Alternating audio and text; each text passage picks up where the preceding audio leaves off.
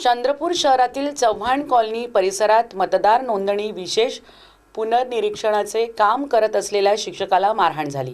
ही घटना सोमवारी सायंकाळी उघडकीस आली। या प्रकरणी रामनगर पोलीस ठाण्यात तक्रार दाखल करण्यात आली आहे।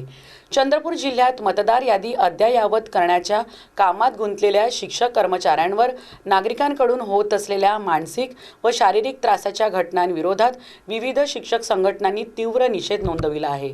या संदर्भात जिल्हाधिकारी तसेच उपविभागीय अधिकारी यांना संयुक्त निवेदन सादर करण्यात आले।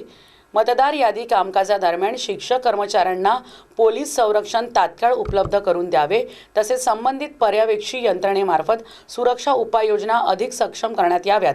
ज्या ठिकाणी शिक्षकांवर मानसिक किंवा शारीरिक अत्याचार झाले आहेत त्या प्रकरणांची तात्काळ चौकशी करून दोषींवर कडक कायदेशीर कारवाई करावी, अशी मागणीही करण्यात आली आहे।